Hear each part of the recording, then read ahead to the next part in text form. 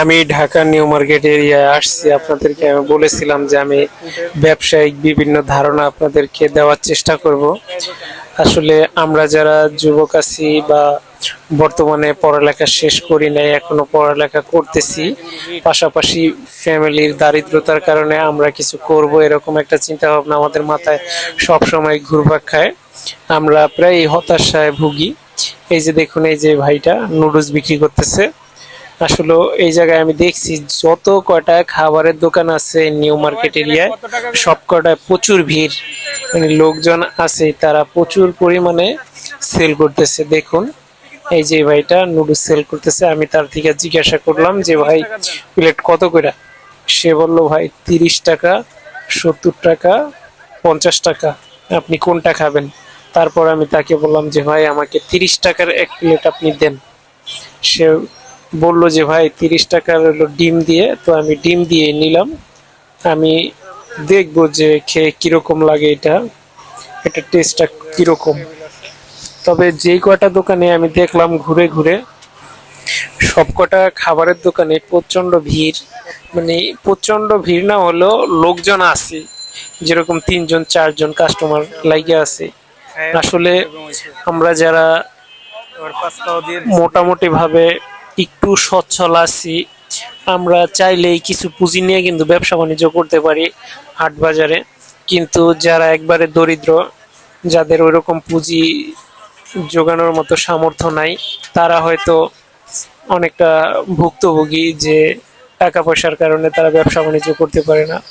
আর আপনি দেখেন, যদি গ্রামে এরকম একটা ফাস্ট ফুডের ব্যবসা করতে পারেন, যে ফুডকার্ট দিয়ে, মানে ছোট একটা টেবিলের মতো করে রেখে, তারপর মানে একটা গাড়ি আছে যেরকম ছোট ছোট ভ্যান গাড়ির মতো পাওয়া যায়, ওইগুলাতে আপনি ব্যবসা করতে পারেন। আর আপনি চাইলে আপনি এইগুলির একটা প্রশিক্ষণ নিয়ে তারপরে এই ব্যবসাটা শুরু করতে পারবেন। তাহলে আমার মনে হয় যে সবচেয়ে পারফেক্ট হবে। ভাই একটু সস দিয়ে দিন। আমি এই নুডলসটা খাইতেছি আর ভাবতেছি যে আমি আসলে কতটা বোকা। আমি একটা যদি এরকম একটা খাবারের আইটেমের কাজও শিখতাম, তাহলে আমার জন্য কত ভালো হইতো। তা না করে আমি 5টা বছর গ্রামের ভিতরে চেষ্টা করছি, ওইরকম ভাবে ব্যবসা গ্রো করাইতে পারি নাই। অথচ আমার যে পরিশ্রমের যে সময়টা, আমার যে বয়সটা, এটা কিন্তু ঠিকই চলে গেছে। মানে পরিশ্রমের যে সময়গুলি, এটাকে আমি ওরকম ভাবে আমার কাজে মূল্যায়ন করাইতে পারি নাই, যেটা আমি মনে করি আমার দিক থেকে এটা একটা বিশাল আকার একটা ক্ষতি। এই ক্ষতি পোষানো যাবে জীবনে, হয়তো আমি এটা জানি না কিভাবে পোষাবো। তবে জীবন থেকে এই 5টা বছর আমার অনেকটা এলোমেলো হয়ে গেছে। হয়তো মানুষের ব্যবসা করে অনেক কিছু করে, আমি এগুলি পারি নাই, এটাই। তবে যদি সর্বসাফল্য হিসাব করি, ব্যবসা তো ভাই আহামরি কিছু না করতে পারলেও অন্তত খায়ালে আর কি কটা টাকা আর কি ঋণ করছি আর কি, এর বাইরে কিছুই না। এখন আমি মোটামুটি ভাবে দেখলাম যে গ্রামের ভিতরে দোকান দিয়ে ভালো কিছু টাকা আমার লস হয়েছে, আর এই ঋণও আছি। তবে ইনশাল্লাহ এই সবগুলি শোধ করে দেব। শোধ করার মতো কৌশলও আছে, শোধ করার মতো আর্থিক আহ, সবলতাও আছে। মানে একবারে দুর্বলতা নাই, একবারে স্তম্ভ আছে, একবারে ঘুরে যায় নাই। তবে একটু সময় লাগবে, নিজের প্রস্তুতি পুরোপুরি ক্লিয়ার করতে একটু সময় লাগবে। আশা করি এগুলো হয়ে যাবে। এত ভেঙে পড়বো না আর।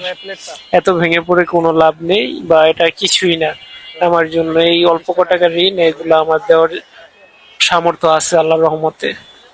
তো আমি এখন এই বিলটা পরিশোধ করব। বিলটা পরিশোধ করে আমি একটু সামনের দিকে যাব। তো বিলটা পরিশোধ করার পরে দেখলাম যে আরো কিছু কাস্টমার আছে। আরো কিছু কাস্টমার থাকার পরে এখন আমি চেষ্টা করলাম যে এটা একটু ভিডিও করে খাবারটা। আসলে আপনারাও পারবেন, এই যে এই ভাইয়ের মতো দেখেন, ভাই কত স্মার্ট। ভাইকে দেখলে বোঝা যায় ভাই কত স্মার্ট। স্মার্ট হওয়া সত্ত্বেও সে ফুটপাতে এই খাবার আইটেম গুলো বিক্রি করতেছে। চাইনিজ এই খাবার, এটা নুডলস বা পাস্তা, এইগুলিও আছে তার কাছে, এইগুলি সে বিক্রি করছে। এই জায়গায় আহামরি লজ্জার বিষয় না, মানে এই জায়গায় এই ভাইটা যে পরিমাণ সেল করলো, আমি থাকাকালীন আমি দেখলাম। আমি আরো কিছুক্ষণ আগে আবার ঘুরে গেছি, তখন আমি দেখছি যে কাস্টমারের ভিড় ছিল।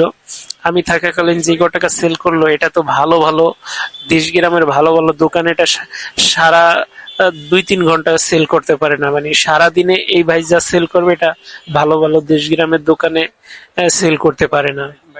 কারণ এত পরিমাণে এই জায়গায় চাহিদা, আসলে এই জায়গায় খরচটাও কিন্তু অনেক। এই জায়গায় যেই দোকানটা একটা বসাইছে, এই দোকানে ও ভাড়া আছে, মানে টাকা দিতে হয়। এই অত্র এরিয়ায় যারা থাকে তারা এই টাকাটা সাদরে গ্রহণ করে তারপর নেয়। তবে যাই হোক, এটা কোনো বিষয় না। তবে ভাইটি কাজ করতেছে, বয়সটাও বেশি না, যুবক, আমাদের মতোই যুবক। তবে আপনিও পারবেন যদি একটু কষ্ট করেন, একটু কষ্ট করে এই কাজটা শিখেন। শেখার পরে আপনিও চাইলে এগুলি বানিয়ে বিক্রি করতে পারবেন আপনার নিজের জেলা শহরে, অথবা যদি একটু বড় কোনো ধরনের বাজার হয় আপনার অঞ্চলে, তখন আপনি এই ব্যবসাটা ওই বাজারে শুরু করতে পারেন। আর যদি আপনি ঢাকায় আসেন ভাই, এরকম একটা অবস্থা, আমি ঢাকায় এসে এবার বুঝতে পারছি কি জানেন, যে ঢাকায় আপনি চাইলেই সবকিছু করতে পারবেন না। কেন না, এই জায়গায় আপনার পরিচিত লোকজন থাকা লাগবে, তাদের রেফারেন্স দরকার। আর যদি এটা না হয় তাহলে হবে না। এই যে দেখুন, সারি সারি খাবারের দোকান। এর আগে দেখছিলাম যে অনেকগুলি কাপড়ের দোকান, আর এখন দেখুন সারি সারি খাবারের দোকান। আর এই যে এই গাড়িগুলো এরকম ভাবে রাখে, অটো রিক্সা, সিএনজি, মানে একজন লোক যে হাইটা যাবে সাইড দিয়ে তা তো নাই জায়গা। আমি একটু মাঝে পড়ে গেছিলাম, তো আমার আবার ঘুরা পিছুর দিকে যাইতে হবে, এরকম একটা অবস্থা। এই পিছন সাইডে আমার যাইতে হবে। মানে এত পরিমাণ গাড়ি এই জায়গায় জ্যাম করে রাখছে, মানুষ হাঁটতে পারে না। এই যে দেখুন, দোকানপাট বন্ধ আছে অনেকগুলি। আবার এই যে দেখুন, চাচা লটকন বিক্রি করতেছে। আসলে এই জায়গায় বিভিন্ন লোকজন বিভিন্ন ছোটখাটো কিছু করেও জীবিকা নির্বাহ করে থাকে। এই জায়গায় কোনো মানুষকে আমি দেখি না কাজের জন্য মানুষকে অবহেলা করা হয়। এই জায়গায় সবাই কাজ করে, কাজ ছাড়া ভাত নাই ভাই। এটা আমি মনে করি বাংলাদেশে ভিতরে এটা একটা প্রবাস। কেন প্রবাস? এই জায়গায় শুধু আপনার কথা একজনে বুঝে আর একজনে, মানে আপনিও বুঝেন বাংলাদেশি মানুষ হিসেবে। এছাড়া আপনি যদি ঢাকা শহরে আসেন, আপনার যদি আত্মীয় স্বজন ওরকম ভাবে না থাকে, আপনি কিন্তু খাবারও ঠিক মতন পাবেন না। দেখবেন যে আপনার খাওয়ার যে একটা ব্যবস্থা, এটাও আপনার নিজেরই করে নিতে হবে। এরপরে আপনার একটা কাজ, ভালো একটা কাজ খুঁজে নিতে হবে। আপনি চাইলে যে কোনো একটা দোকানে চাকরি নিতে পারেন, পাশাপাশি আপনি ছোটখাটো করে ফুটপাতে ব্যবসাও শুরু করতে পারেন। তবে আমার মতে প্রথম অবস্থায় এসে একটা চাকরি বাকরি নিলে ভালো হয়, যেহেতু আপনি ওরকম ভাবে ঢাকা শহরে এখনো কোনো কাজ বাজ করেননি বা থাকেননি। ঢাকা শহরের মানুষ এত সহসাই কিন্তু যতটা সহজ দেখা যায় এতটা সহজ না। এই জায়গায় যেরকম ভালো মানুষ আছে, অনেক লোকের ভিড়ে প্রতারকও কিন্তু আছে। সবাইকে দেখতে মানুষের মতো মনে হয়, আপনি বুঝতে পারবেন না। এজন্য সবসময় আপনাকে সতর্ক থেকে তারপর যে কোনো পণ্য কেনাকাটা করতে হবে। আর যদি আপনি সতর্ক থাকায় ব্যর্থ হন, তাহলে আপনাকে অবশ্যই এরা ঠকাবে। বিভিন্ন ধরনের প্রতারণার তারা আশ্রয় নেবে, আপনি বুঝতেও পারবেন না যে আপনাকে কিভাবে ঠকানো হচ্ছে। আসলে এটাই বাস্তব, এটা মিথ্যা না। আপনি যখনই আসবেন কোনো কাজে ঢাকা শহরে, তখন আপনি বুঝতে পারবেন যে প্রতারকও কম নাই, নেহাত অনেক মানুষ আছে। এই যে দেখুন, ফুটপাতের আশেপাশে যত দোকান আছে, এই দোকানগুলিতে এত পরিমাণ সেল হয়, মানে বলার মতো না। আপনি অনেক টাকা দৈনিক সেল করতে পারবেন। তবে বিশেষ করে এই জায়গায় দোকান নেওয়াটা হলো কষ্টকর, যে আপনি চাইলেই হুট করে আইসা এরকম একটা ফুটপাতে একটা জায়গা পাবেন না যে জায়গায় আপনি দোকানদারি করতে পারবেন। আর এই যে আমি এখন ইস্টার্ন মল্লিকের মার্কেটে ভিতরে যাইতেছি, দেখুন নিচে একটা জুসের দোকান আছে, আর লোকজন হাঁটাচলা করতেছে, কেনাকাটা করতেছে। প্রচুর পরিমাণ ব্যস্ততা থাকে সবাই এই মার্কেটে।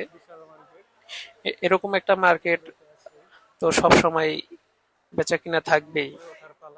মানে প্রত্যেকটা ফ্লোরের লোকজন আছে, প্রত্যেকটা দোকানের লোকজন আছে, সামনের ভিতরেও আছে, ভিতরে অনেক দোকান আছে। আর প্রচুর পরিমাণে বেচাকিনি নামে এই মার্কেটে। এটা ঢাকা শহরের একটা নামকরা মার্কেট।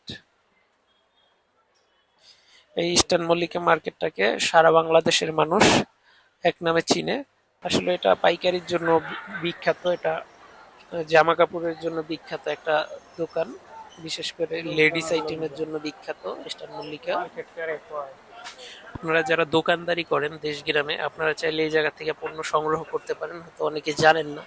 যারা জানেন না তাদের জন্য এই কথাটা, আপনারা এই ইস্টার্ন মল্লিকা থেকে পণ্য সংগ্রহ করেন। দেখুন এই জায়গায় সারি সারি দোকান আছে, দোকানের মাঝে পণ্যগুলি রাখা আছে। মানে প্রচুর পরিমাণ পণ্য নিয়ে দোকানদাররা বসে আছে খরিদ্দারের আশায়। আপনারা যখন আসবেন তখন দেখতে পাবেন। আসলে মার্কেটটা এরকম একটা মার্কেট যে এই জায়গায় একটা দোকান নিতে প্রচুর পরিমাণে টাকা লাগে, অ্যাডভান্স লাগে, আর এই জায়গার ভাড়াও কিন্তু অনেক। আপনি যদি প্রথম অবস্থায় আসেন দেশের থেকে বিনিয়োগ করতে ঢাকায়, তাহলে কিন্তু আপনি কিছুই বুঝবেন না। আপনার যথেষ্ট পরিমাণ ধারণা রাখতে হবে। ধারণা রাখার পরে আপনি গিয়ে ব্যবসা শুরু করতে পারবেন। এর আগে যে আপনার কাছে টাকা আছে, জমানো টাকা আছে, সেটা নিয়ে এসে যে আপনি ব্যবসা করতে পারবেন এরকমটা ভাবা ভুল। এর বাইরে যে জায়গাটা এরকমটা কখনো হয়ে থাকে না। আপনি অনেক পরিচিতর ব্যাপার আছে, তারপর কাস্টমারের একটা যোগাযোগ ব্যবস্থা করতে হবে, কাস্টমারের সাথে মোবাইল মার্কেট ভালো নেটওয়ার্ক তৈরি করতে হবে। এরপরে গিয়ে যদি আপনি ব্যবসা দেন তাইলে এই জায়গায় চলবে। এছাড়া আপনি যদি আইসাই হুট করে একটা দোকান নেন, দোকান নিয়ে যদি আপনি চান যে ভালো কিছু করবেন, আমার মনে হয় না যে এটা সম্ভব। তবে বাকিটা হয়তো হইতে পারে, একজনের মেধা তো আর একরকম না, সবারটা তো আলাদা। আশা করি এই ভিডিওটা যদি আপনাদের কাছে ভালো লাগে একটু লাইক করে দিবেন, নতুন হলে চ্যানেলটি সাবস্ক্রাইব করবেন।